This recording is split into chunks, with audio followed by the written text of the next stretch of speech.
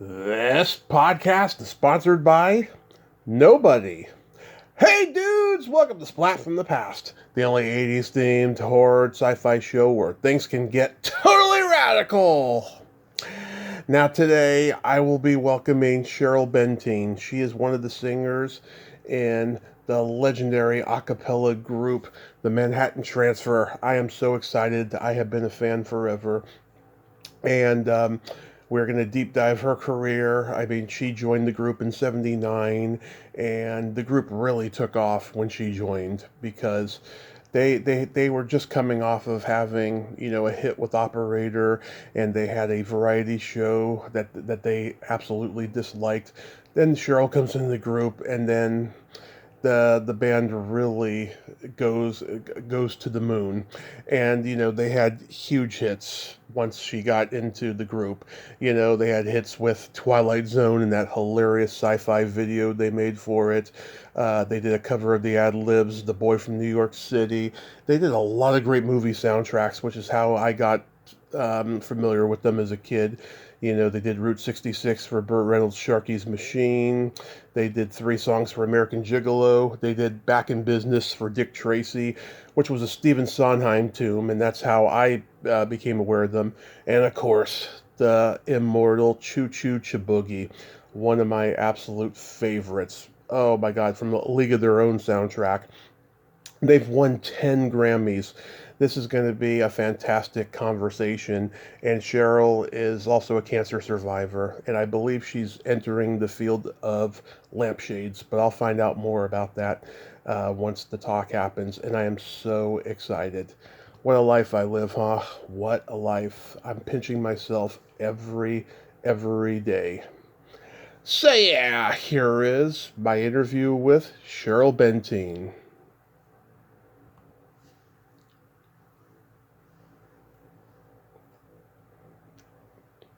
Hey, Cheryl, welcome to the show. How are you today?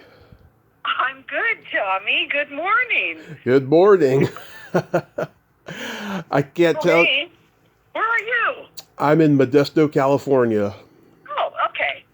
We're the West Coast gang here. All righty. All right. Yeah.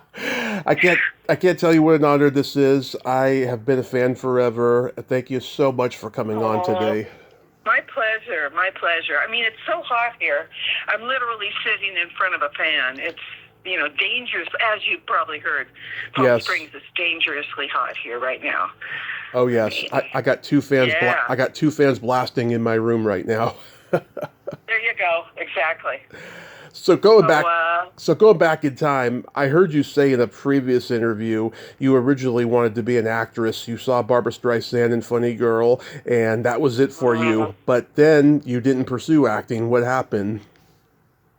Well, I did early on. I was in plays in high school, in college years. I did some community theater in the Northwest, and then moved to Seattle, and then things kind of turned. Not too much, though, really. I was in a swing band called the New Deal Rhythm Band, and in that band, I was different characters. I did a Ruby Keeler thing where I rolled out around Visa Wood and did some tap dancing. I did a Carmen Miranda thing. I did a thing from Big Spender. So I was still, on the cusp of acting, but then the singing came along with it. And I always say this, I'm not joking. I mean, I just thought everyone could sing. So, okay, yeah, I'll sing. That'll be fine.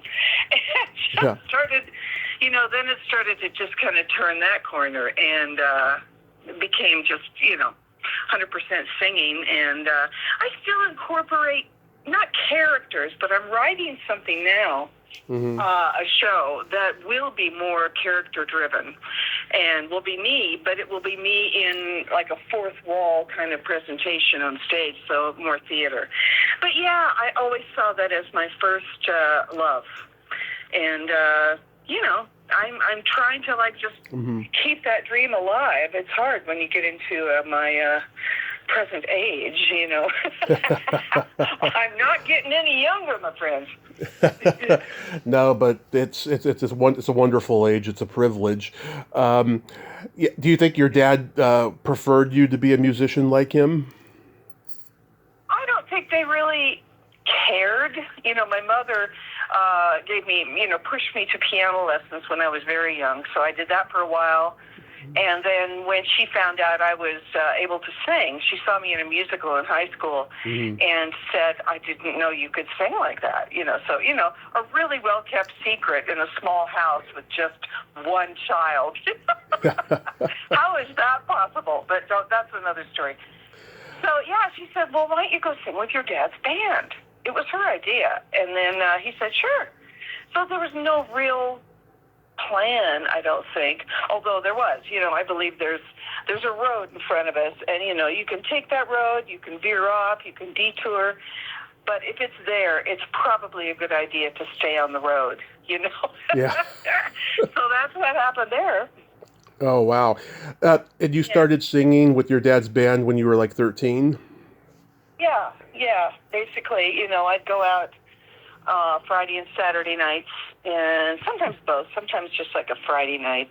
And, sing from like 9 to 1. Every few songs I'd go up, and then I'd have to sit in the lobby because it was at the Elks Club in Mount Vernon, Washington, and I was too young to be in there So I had to kind of sit out and watch TV between songs.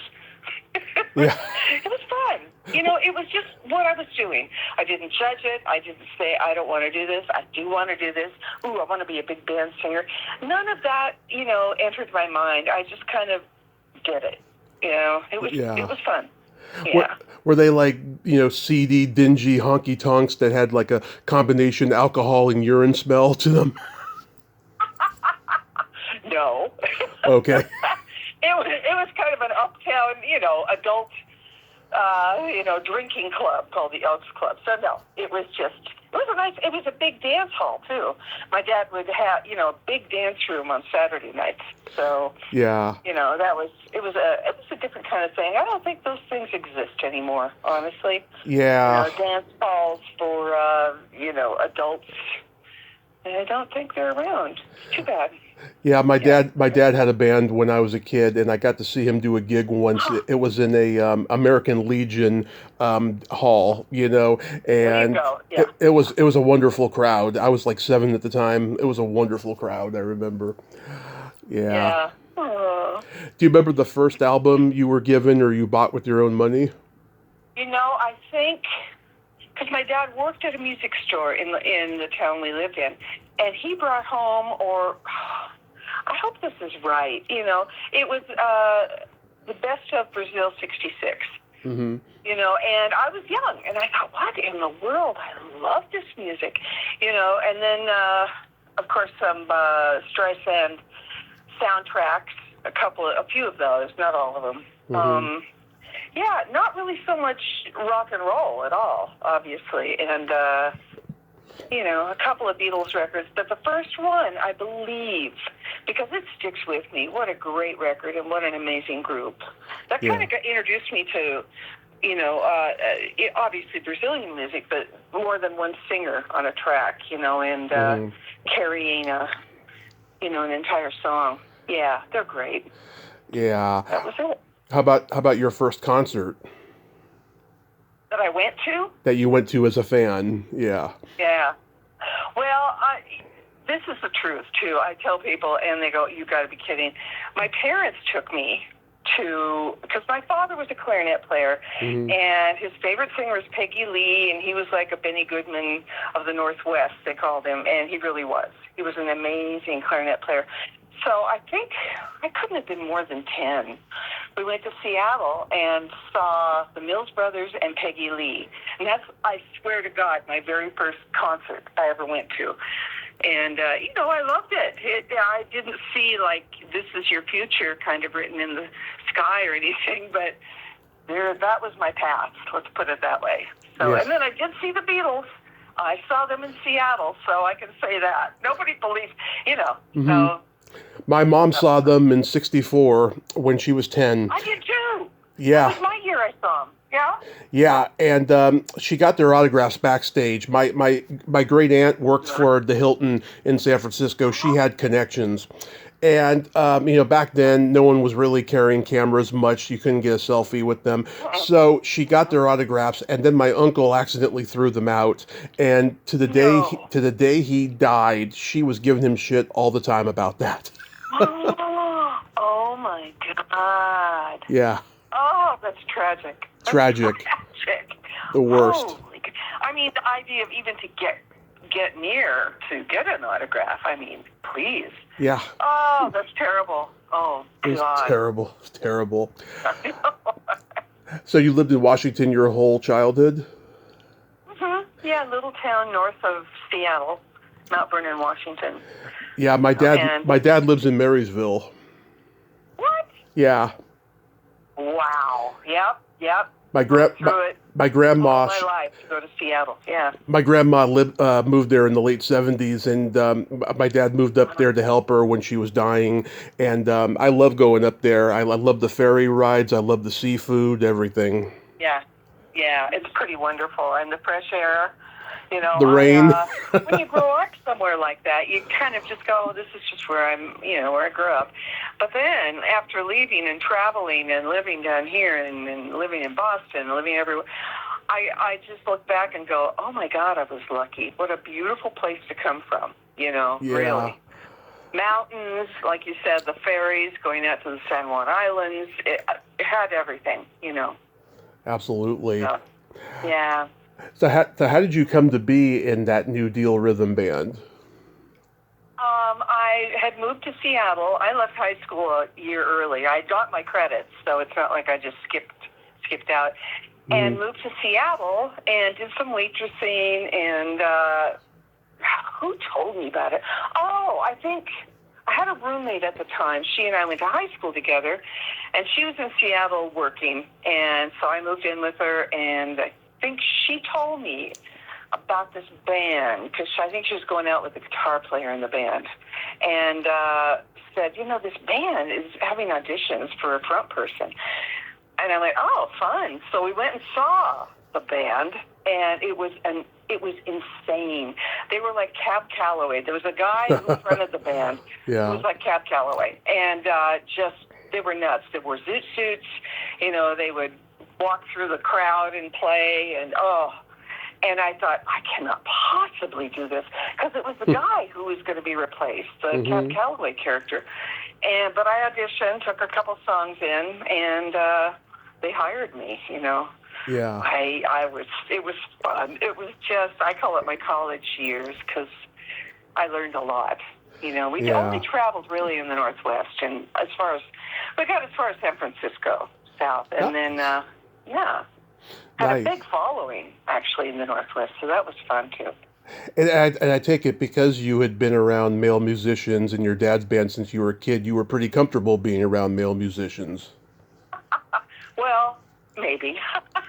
Yeah. Literally being the only female, and I drove my little Toyota on the road with my big ass PA system in the back of the car, so I carried my own axe, which was my microphone and my PA.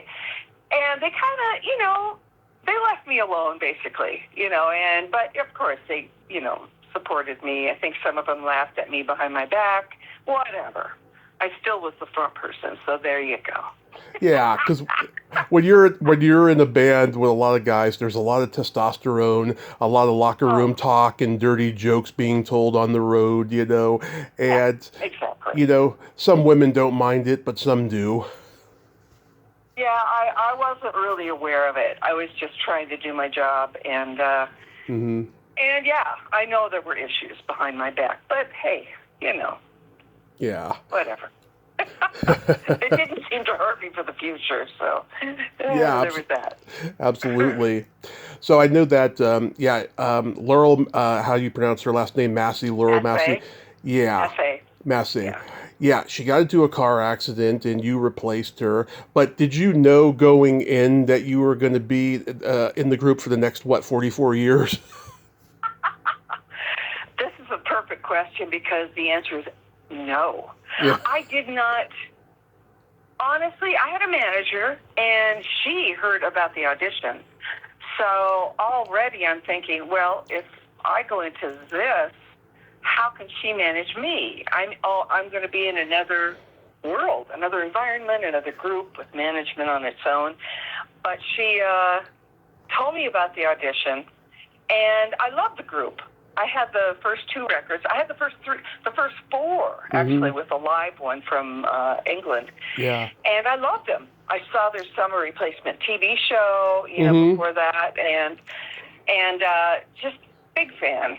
So when I heard about the audition, she said, they're looking for someone to replace the soprano. Would you be interested? I said, oh, yes. So going in, answer your question, no. I had no idea. It didn't even occur to me that we'd be on the road. I don't know what I thought we'd do, but I had never traveled at all, really, out of the U.S. ever. So yeah, it was shocking, thrilling, numbing, terrifying, all those things, and exhausting. But I just was in hyper overdrive. I learned all the music that they had been doing in their shows.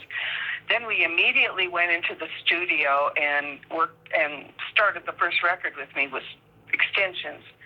So I was learning the back material and the studio material kind of at the same time. I was doing so much that I had no time to even think. And then all of a sudden we're in Europe. And I'm like, oh, okay, here we go. And it was, I just walked in and hung on for dear life. Yeah, this group was doing something that had never been done before, and I don't think anyone has done since. I mean, this group was able to have mainstream pop radio and hits and sell millions of records when the style of music was considered, old-fashioned or antiquated, but you guys made it work. I mean, it's a unique blessing of a musical group that you guys had. Yeah, it's unbelievable. It's exactly it. It was... who knew that would happen? I mean, when I saw the first album and I looked on the back, I thought, look at these 4 young freaks. They're doing this music. But I think it was due to picking great music. Ahmet Erdogan saw them at a club in New York and signed them, I guess, on the spot, because it was right up his alley, the president of Atlantic Records. Right. And let them do what they wanted to do. They were playing for underground, crazy people, Bowie, Mick Jagger. They would all come in to see the Manhattan Transfer because it was so freaky and unique. And I don't think at the time anyone cared or was aware that it was old person's music, old music, because it didn't translate that way. So, and like you said, doing pop music too. They did everything from day one. And so we kept that style going because we could. Yeah. And and then you guys do the Extensions album, and you have a huge disco hit with Twilight Zone, which was written by your member Alan Paul. Where did he get that inspiration to sample the TV show theme and then have like a disco beat and everything? Well, he was, first of all, obsessed with Twilight Zone, and our producer, Jay Graydon, also was, the guitar player, Jay Graydon, our producer. He said we'd be in the studio and somebody would do something odd or great or weird, and somebody in the booth would, in one of the booths would always just like play the Twilight Zone, me, me, me, me, me, me, me, me. So it was kind of a running joke to musicians back then. And it was Alan's idea to decide to write something that was this song, and Jay Graydon, and he put together this disco thing. It was crazy, and they were obsessed, they were possessed, they were inspired, and came out with this crazy song. I remember we were in Europe and we walked into a disco one night, and I know this was set up, but it was still unbelievable. And I think it was Germany, and we walk into this underground disco, all this smoke and stuff, and then you hear the pounding beat, and then they start playing Twilight Zone, and people went insane. We went insane. We went, what have we done? So it was a lot of fun, and that was definitely out of left field, obviously, to do a disco song. Oh yeah, everyone was doing it. Rod Stewart, the Rolling Stones, the Kinks. Yeah. Yeah, Yeah. everyone was Yeah. was having a disco hit at that time, and Mm-hmm. it's funny. I interviewed Rod Serling's daughter years ago, and I wanted to bring this song up to her, but she told me that she hates it when people imitate her father's voice because after he Yeah. died, she had a stalker for like 5 years who would call her up on the phone and do his voice, and it's Oh my traumatizing for her. God. Yeah, like whenever she sees a comedian doing her voice, she turns it off. She just cannot Oh my handle it. God. Oh, that's terrible. That's It is. terrible. It is. Yeah. But I kind Well, of he wanted. was, he reached all the generations. That show. I watched it when I was little. I loved Twilight Zone. I still watch it Yeah. now. I mean, it's a show that holds up because of the human elements to it. Because she told me her Yeah. father saw a lot of anti-Semitism and racism when he was in the army during World War II, and he put a lot of that into the show. Wow. How interesting. She should write the story of Oh, she her has. father. That She has she a book. did? Yeah, she has a book out about him. Oh, I got to find that. Okay. Very interesting. Yeah, he was definitely ahead of his time. His writing and his, how the plot would take a twist, and you're just waiting for that moment when it just turns and is either shocking or scary or, Yeah. very brilliant television. Very brilliant. Yeah. And you guys had Toto backing you guys up. That is so awesome. I love Steve Lukather's guitar playing. He's brilliant. I know. We had David Foster as our piano player, too, on the first two records that I was on. Oh. Just a piano player. Yeah. Oh, he wrote one song with Jay Graydon, and then, we had Vaccaro, we had Lukather, we had, we had them all. We were very lucky. Oh, And you that's. can hear the sound, that real 70s, disco, early Al Jarreau, all that sound, that Jay Graydon sound in those records, Yeah. I remember seeing the music video for the song when I was like 12 on VH1's 8-track flashback, the 70s music video show that David Cassidy hosted. And I was like, oh my God, the Manhattan Transfer went disco and sci-fi. Oh my God, I love it. I know. Pretty goofy. Yeah. And Yeah. then in the concerts, what we did a whole retrospective, from the early swing tunes up through Twilight Zone. But we came out in the spacesuits with suits and gowns underneath the spacesuits. Yeah. So we do a song, then we'd, how did that go? Oh, we started with Twilight Zone, and then we'd be on these different pedestals, and it'd go dark, or we're unzipping these spacesuits. So you can imagine how hot and tight this was. Yeah. They were like rubber. They were like a scuba fabric almost. Yeah. Rubber. And we'd unzip them, and then we'd stand there with gowns and tails. Oh, my God. I can't even believe when I think back that we did that. You're like, So, we did it. You're like, eat your heart out, Devo. Yeah, right? I Yeah. know.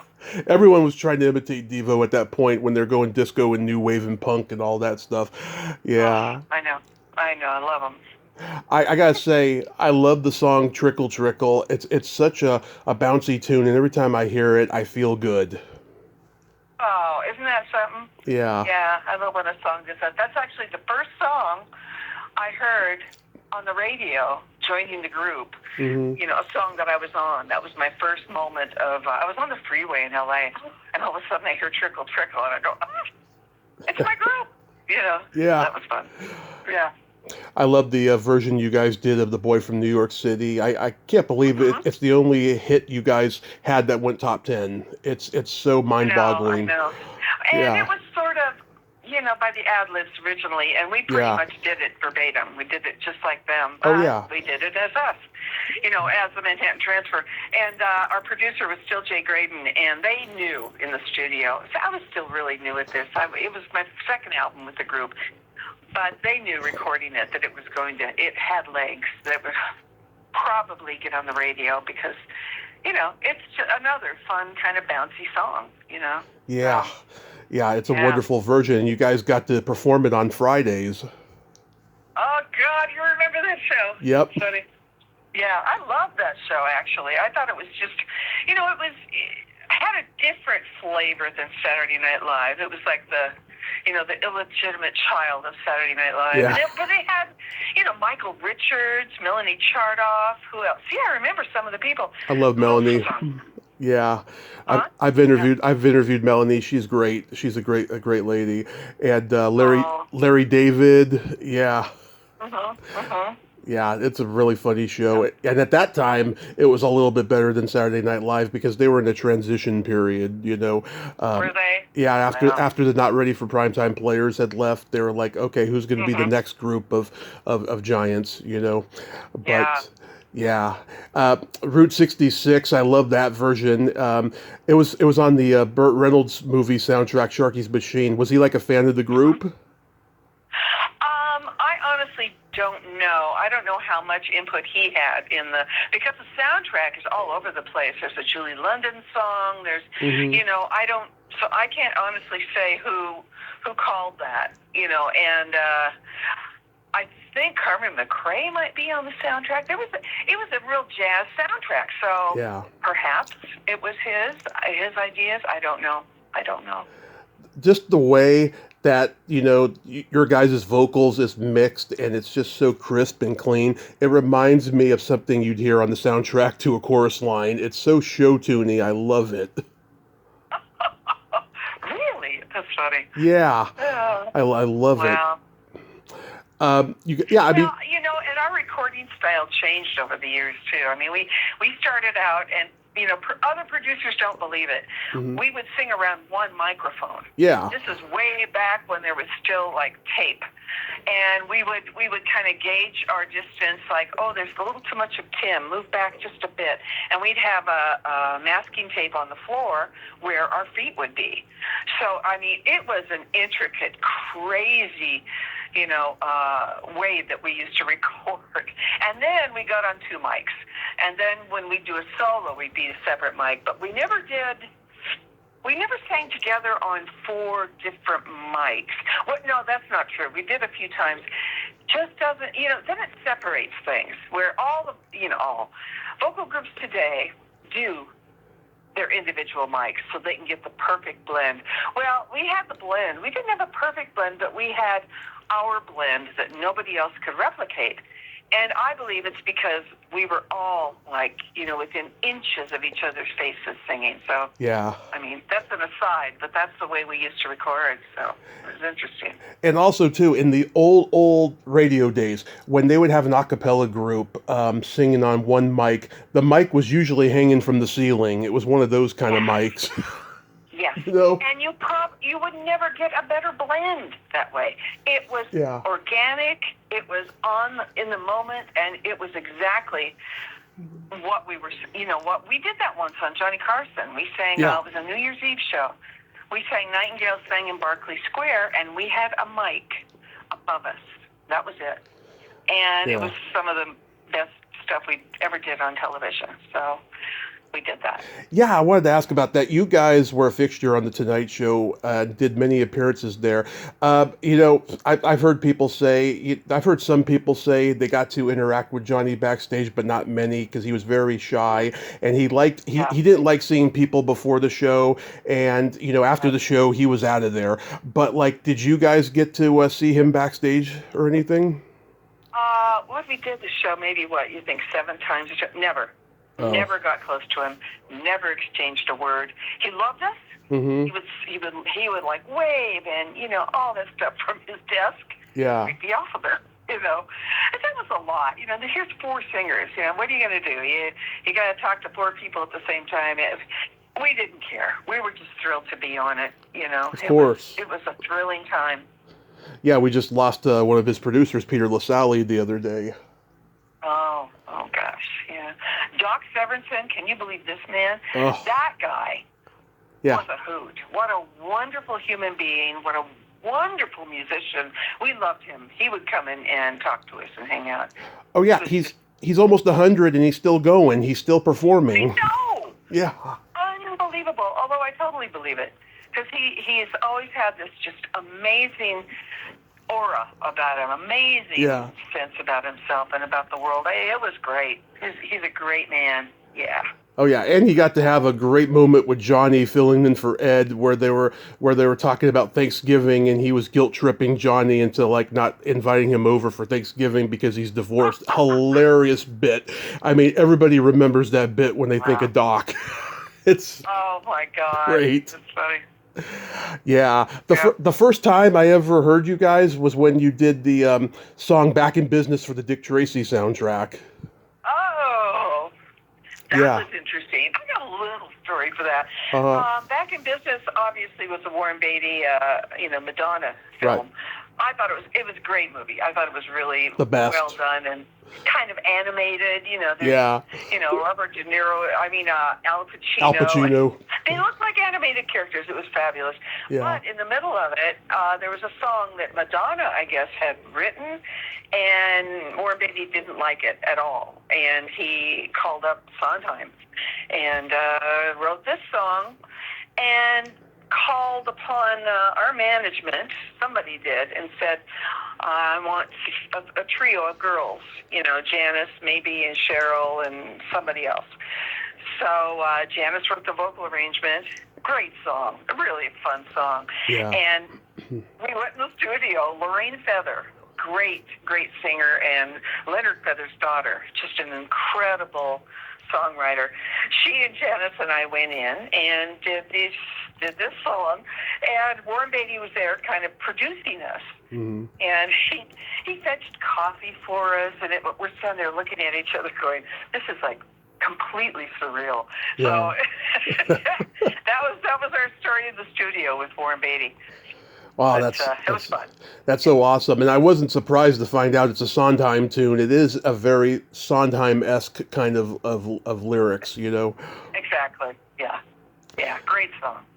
I think Eliza did it on a special once, too. Mm-hmm. And, it feeds that sort of singer, and, it's perfect for a big show tune. Yeah. Yeah, did you guys ever do that song live? No, because it was three girls. It was, okay. It wasn't, 2 men, 2 women. No, it was a separate thing. Got it. Yeah, I love Choo Choo Boogie. That's still my favorite of all the songs you guys did. And I'm a huge fan of The League of Their Own. What did that come about? Was Penny Marshall a fan of you guys? Yes, that happened through Penny. Mm-hmm. And, we did 2 songs, I believe.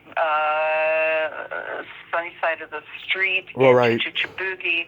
Yeah, I had a terrible cold when we went into the studio to do this, so you could hardly hear the melody. I was like, but it's in the movie, and who would have thought great film. They play it all the time. The movie, it's lasted for years and years because it's just a great film. Oh, yeah. That was pretty cool to be a part of.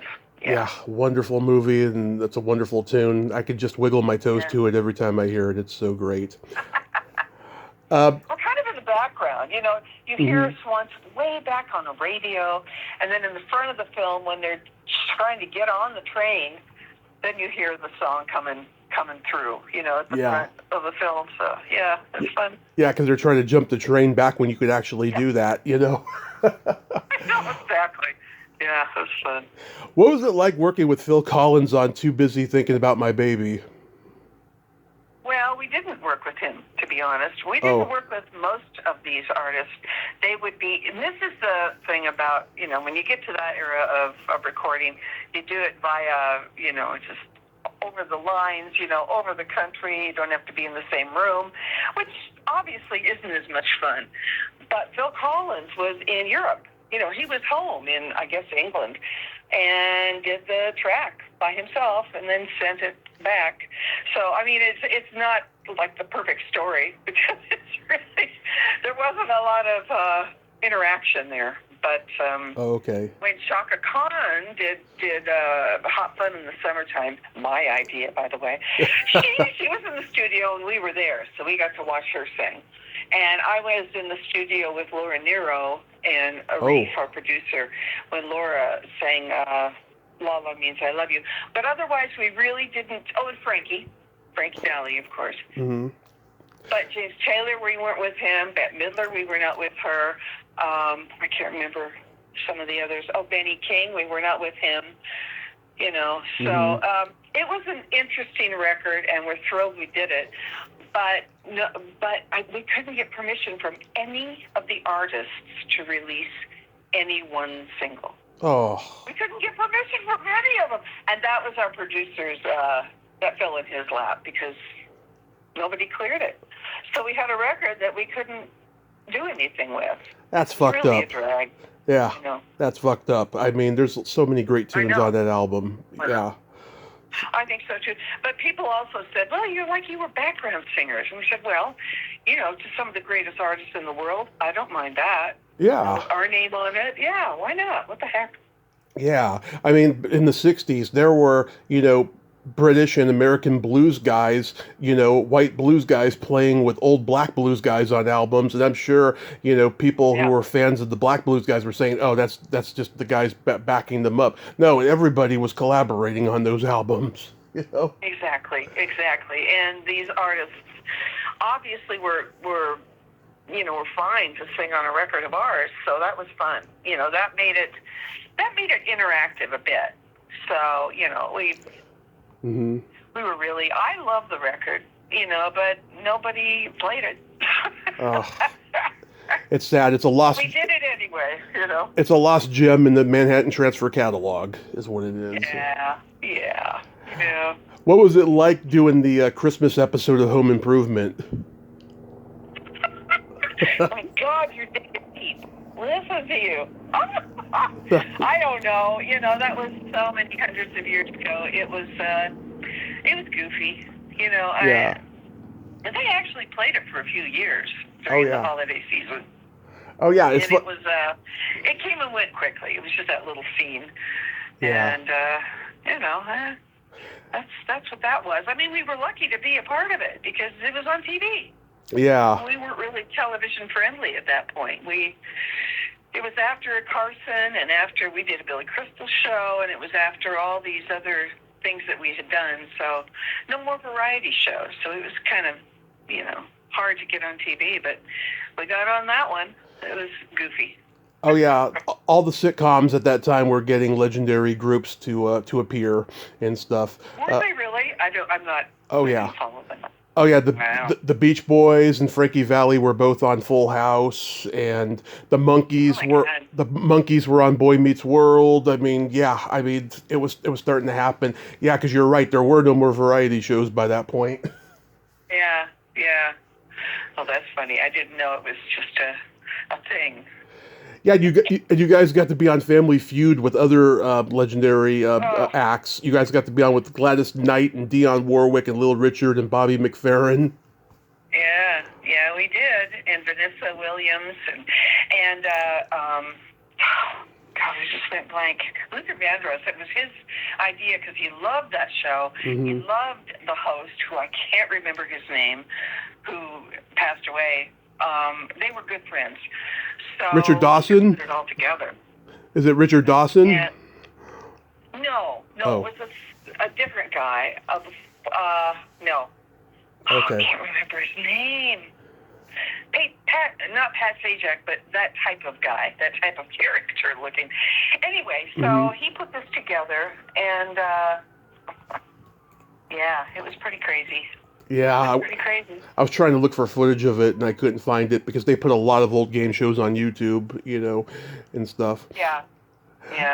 I love the title track of your first solo album, Something Cool. It reminds me of like Bette Midler's, you know, singing on From a Distance. It's like that same velvet vibe. I just adore it. Oh, thank you so very much. Yeah. Yeah, it was. I had just joined the group and really wanted to do a solo record on Columbia. I was very lucky that was the tail end of our relationship with Columbia Records. And Tim turned me on to June Christie and said, you know, listen to her music, because he was trying to help me find my spot in the group, you know, where I would live, you know, what I would, you know, put out there, what I would represent. musically and, and vocally. And so that song stuck, and it's still probably my favorite song to do, when I do solo shows. Yeah. So thank you. That means a lot. I was actually just listening to June Christie on YouTube last night. Interesting. Yeah. So, it's a song that touches my heart when I listen to it. Seriously. I really enjoy it. Oh, and that host was Ray Combs of Family Feud. Yes, thank you very much. That's Yeah. the guy. Yep. Yeah. Ray Combs. I would be remiss if I didn't mention your cancer journey. I can't tell you enough how I admire your courageous fighting against that horrible disease. So how did it all transpire? Oh, Tommy, thank you so much. Well, we were on the road, obviously, in Europe, and I started feeling just crappy, really bad. I lost my appetite, and here we're doing shows every night, and I'm tired. So I wasn't eating hardly anything, so I had no energy, and I just thought I was just, sick, not sick. So we're getting to the end of our Europe tour, and our promoter in Europe even had, we went to a doctor, and he couldn't see anything, took an x-ray, couldn't see anything. It's you got to dig deep sometimes to find that nasty disease. So she actually had like an oxygen machine, a breathing machine in my room for me. So I would do that, thinking, okay, I have asthma, something's wrong. I'd be great for about 5 minutes, get really high, and then just be the same.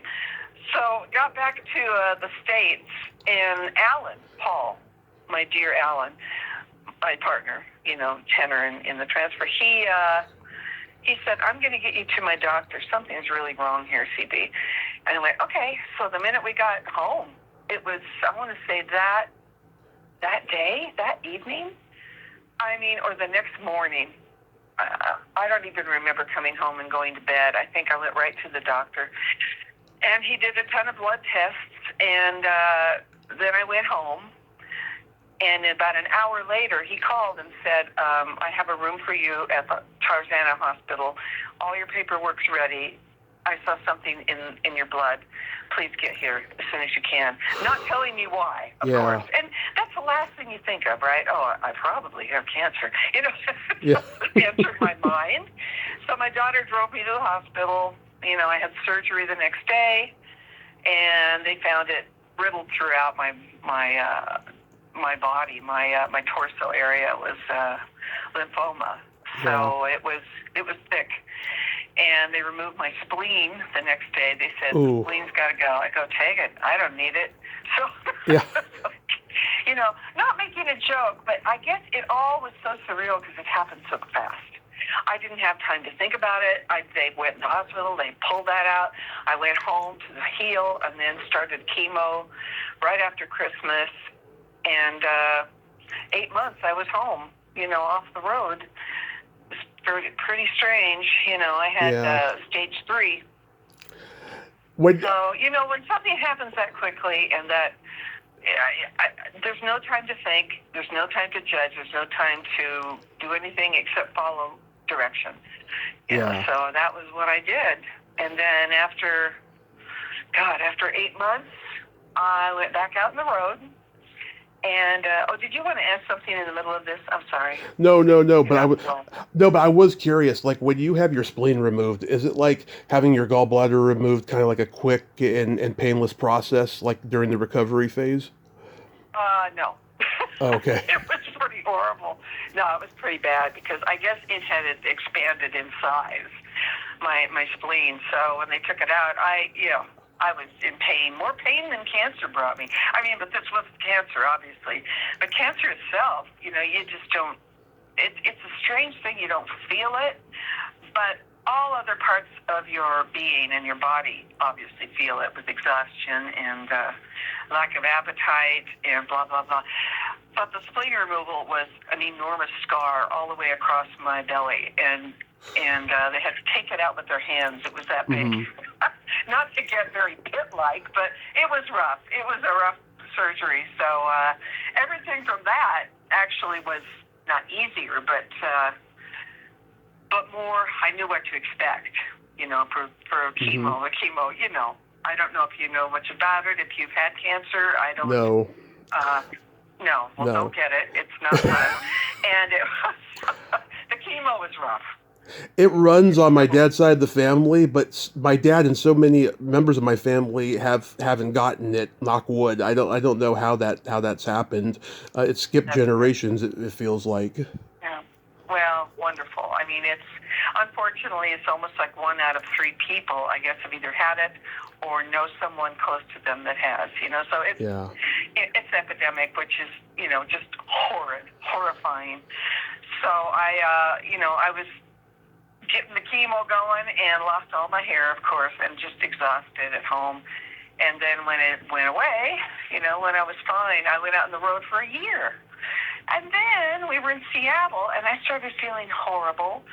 And there were glands in my chest and around my groin that were swelling up. Yeah. I could see it this time. I couldn't see it the first time, obviously.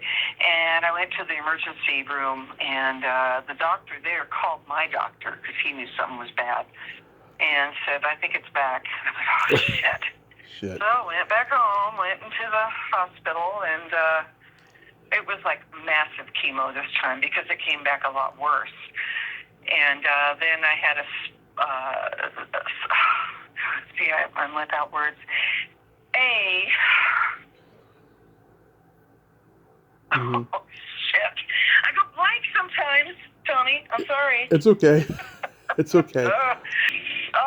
Transplant. A stem cell transplant. That's Okay. the words I couldn't come up with. So I had that. And now I'm raring to go. That was from 2011 to 2014. God. So. And then I did a podcast during the pandemic, and I saw that you did that. I recorded about 8 women.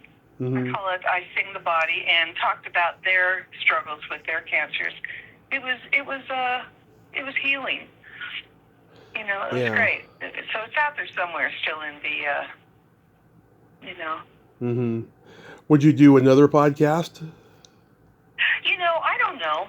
I'd probably do it more professionally this time because I was in my kitchen. Yeah. And it was fun, but it worked well. They tell their story. I don't know if I want to just keep.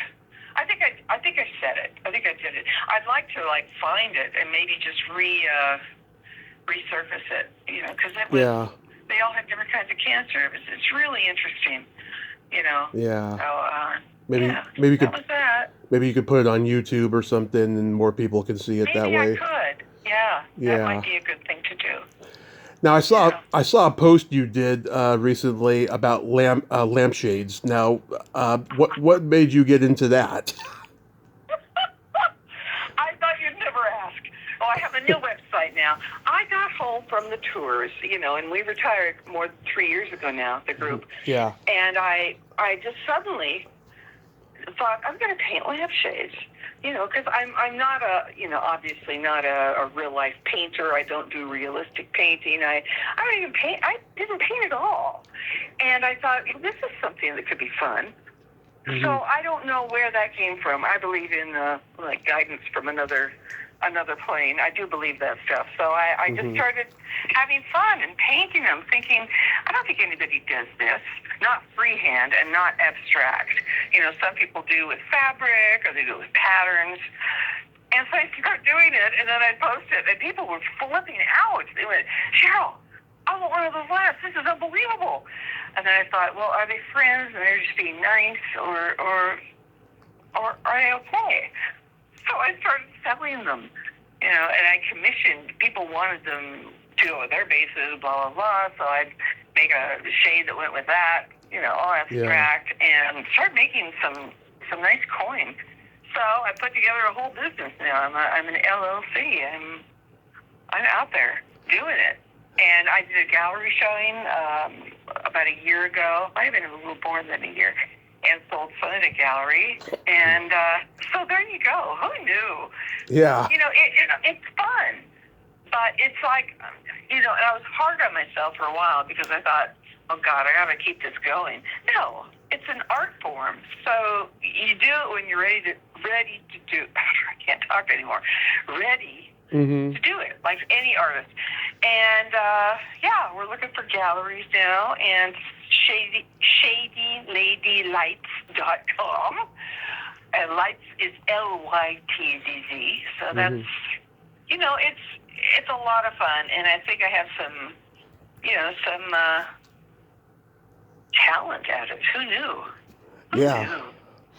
I have found I have found a lot of people find out later in life that they have a talent for something that they wish they had when they were younger, but they didn't discover it until much later, Yeah, and maybe it wasn't there when they were younger. Maybe something, I hear what you're saying. I think deep down we, it's like open the floodgates and see what you can do now with your life. So that's what I've been doing.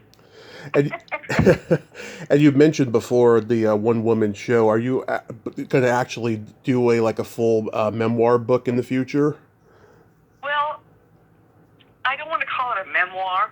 I'd like to call it just, short stories of my life, because I can't do the serious memoir thing. And then I stopped because I got stuck. And then I started again and thought, I'm going to have music is going to lead the way. So I'll have a section, with maybe Sophisticated Lady, or I've written a bunch of songs too, and I have some other writers that are helping me. So I think it's going to be more, entertaining, and there are dark moments, of course, but not like, and then this happened to me, and then that happened to me. I don't want to do it like that, so I'm kind of at odds. I have a wonderful producer who's helping me right now, so, and it's a process. I mean, when you write, you rewrite. That's what writing is, right? And it's really, it's a long process, so I'm not in a hurry, and I'm just doing it when I can, Yeah. Are you doing any performing these days? Not lately. I took a break. I haven't been singing for a while, and just want to walk away for a minute. I just reconnected. There's a wonderful jazz room out here called the Purple Room, and I played there a few times. Wonderful room. They get Marilyn May and Hampton Calloway, Jane Monheit. Really, choice room. So I probably will try and go back next spring or something. But in the meantime, I'm just doing this, and once in a while I'll do a show. But not, that's a lot of work, creating a whole new show and whatever. So I will just take it as it comes. It's kind of nice to be retired, I can do whatever I want. I think the pandemic has just made everyone so lazy. They're just like, I just want to retire and not do anything, not go out and have fun and see friends anymore. Yeah. Well, I was totally ready to retire from the travel became it's so debilitating, and we're all in our 70s now. I mean, Trist, our bass player, is not, but the rest of us are pushing mid-70s, and it's just it's hard. It's too hard. It's too hard to travel. If we could be in one place and sing, but even that, singing this stuff for 42, 44 years is wear and tear on the voice. I've been singing double high C's, since Heart's Desire way back in the 80s, and then Tutu, and then, these high things that I get to do. So it's kind of nice to not have to do that, Yeah. So. I'm putting together a double CD of Best of Me. I've got a bunch of CDs. Nice. I did a lot in Japan, and it's going to come out probably before Christmas, so that'll be fun. Nice. Yeah, that's awesome that you're putting together your own. They're sitting there, so I might as well, do something with them. So that's effortless. You're putting together your own greatest hits. Yeah. Yeah. I'm trying to think of a better name for it, though. I mean, Best of is so boring. I don't know what I'm going to call it. So. Yeah, a lot of people. A lot of people avoid the best of or the greatest hits. I've noticed. I know. Well, that kind of tells them what they're getting, so I don't know what I'm going to do. But, So I'm adding one new song that I've done in my shows. It's Chris Isaak, Bad Thing. Do you know that song? No, I know who Chris Isaak is, of course. Oh my God, look it up. It's a great song. I kind of turned it into more of a Peggy Lee kind of sultry thing. So Love it. So I do have one new song on it, which somebody said, "Oh, you got to put something that nobody's heard." Well, okay. Now I have to battle with that whole Spotify and streaming thing, which I've never really done. So we'll see how that goes. So real quick, we got to play my secret silly game. This is a series of silly slumber party questions. No win or lose, just pure fun. And how the game works is I ask you the question, you answer it, then you ask me that exact same question and I answer it. And feel free to comment on the answers because they might be funny. Ooh. All right. Okay. Cheryl, are you ticklish? In certain places. Okay. Tony, are you ticklish? Yes, I am just baby ticklish. If you tickle me without warning, I might hit you in the groin out of reflex. Any spot on your body or specific places that you don't have to name? Most places, yeah. Most places. Oh, that's funny. Okay. Is your belly button an innie or an outie? Ooh, it almost doesn't exist anymore. It's an innie. Okay. Is your belly button an innie or an outie? It is also an innie. It's deep. I call it the bottomless pit. Oh, God. Like you, I had my belly operated on too, when I had my car crash, right? But I still have I still have mine. And it's funny, my scar goes from like my mid torso all the way like on the top of the belly button. So like, I open my shirt and I'm like, hey, want to see my road map? Oh, God. Gross. It's actually a cute scar. It started off gross, but it got cuter as the decade wore on. Oh, I think something happened. When I had my baby, who is now 31, I'm a grandma, by the way. Nice. My granddaughter's going to be 1 August 1st. Nice. But that aside, I think when I had my cesarean, something changed in the looks of my body. So maybe that had to do with how my belly button's gotten little tiny. Maybe. Anyway, I'm a grandma. I needed to say that. That's awesome. Is it a boy or a girl? She's an amazing little girl. Her name is Fia. Oh. And I'm so in love, I can't even stand it. They're in L.A., so I drive in every other week, and stay overnight and just play and play and play till Grandma's exhausted. Oh, that's cute. I love that. Sorry, I messed up your game. Okay. What color are your toenails painted? Nothing. Okay. What color are your toenails painted? They are fire engine red. I've had them since early June. I like to change the color each month. I don't know what I'm going to do for August yet. I'm still trying to kick that around. Oh, I love it. I'm too lazy, I'm just, I don't do my nails because I'm, doing paint and stuff, getting them all messed up. But I've got to I got to get a pedicure today. Thank you for reminding me. Okay. Just send me a picture afterwards. Okay. No, my toes have become something nobody wants to look at this point in my life. Oh. What would you say is your best personality trait? My best personality trait, I think I can be ridiculously funny and make a joke out of just about anything. Love it. What is your best personality trait? Well, I'm a Gemini, so I have empathy and I have no filter. That's a good combination, I think. I don't know if it is. It's never a dull moment with me, I can tell you that. Yeah. Oh, my God. My mother was Gemini. Terrifying. Yeah. What is your guilty... I'm a Capricorn, by the way, so that... I don't know. I slipped the cracks with that one. I don't know. What is your guilty pleasure? Guilty pleasure? Oh, I have two. Okay. My one guilty pleasure is sometimes I'll drive down to Shakey's and have their, extremely gross brunch where they have fried chicken and really bad spaghetti and salad and, everybody's watching sports.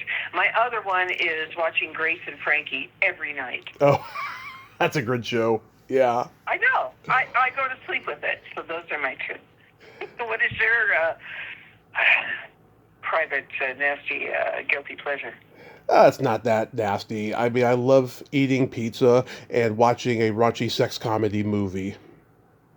Oh, okay. Which one? So many. I love like Animal House or Dumb and Oh, my God. Dumber or The 40-Year-Old Virgin or anything Adam Sandler, stuff like that. Oh, Step Brothers, all my favorites. Yeah. Step Brothers is funny. Anchorman, can't forget Anchorman. Anchorman. Oh, God. These all make me laugh. I love them, too. I love them all. If you could have anything named after you, what would it be? Wow. Anything named after me, what would it be? How about a jazz club? Nice. Whatever. How about you? There should be a jazz club named after you. Get ready for this. A vibrator. Well, then you're kind of, yeah, I get that. Yep. I would call it the Tommy Chatsy. Oh my God. And then my favorite question, is there a stinky smell that just makes you gag? Oh. Of course there is. I'm trying to think of which is the most gagalicious. Well, I have a cat, but he doesn't smell that much. Mm-hmm. God. Oof. I don't know. Maybe a dead mouse. I spent many years in Boston in an antique house that we had dead mice in the walls all the time. So that's probably the worst smell for me. Yeah. I used to see dead mouses and rats on the streets of San Francisco back in the day. They're all over the place. Oh, my God. What's yours? Either farts or feet. Oh, interesting. See, neither of those offend me too badly. I don't know. I know. Yeah, I hear you. That's pretty cut and dry there. Okay. It's subjective. And since you have a great sense of humor, I got a couple jokes for you. Uh-oh. Okay. Okay. What do you call a boy that doesn't masturbate? Well, I think of many things, but I don't know. What do you call it? A liar. Good one. You know the difference between a golf ball and a G-spot? Oh boy, you're getting sick now. I don't know. A man rather spend 20 minutes looking for a golf ball. Oh, True, huh? that's good. True, That's huh? good. Cheryl, this has been a tremendous honor. Thank you so much. Oh, I cannot tell you. Sweet. You're welcome. I cannot tell you how much this means to me, and I sincerely mean this. You are still gorgeous, and you always will be. Oh, Tony, thank you. Yes. Thank you. Coming from an old woman, old grandma, that means a lot. Thank you very much. Yes. All righty. And I hope you have a great rest of your summer, and I'm looking forward to the new Cheryl Bentyne products in the future, the lampshades, the box set, everything. Thank you very much. And, thanks for helping me promote right here and now. So, appreciate it. Absolutely. You have a great day. All right. You too. Bye, Tommy. Bye-bye. Well, there you have it. Cheryl Bentyne. Ain't she a sweetheart? Oh my God, what an amazing lady. What a great personality. I've heard her do podcasts before, and she's always got a great laugh, and so I knew I was going to be having fun with her. So I am so blessed that we got to talk today, and I just love her music, and I love her spirit. And go on ShadyLadyLight.com to check out her lampshades and stay tuned for her box set and her one-woman show.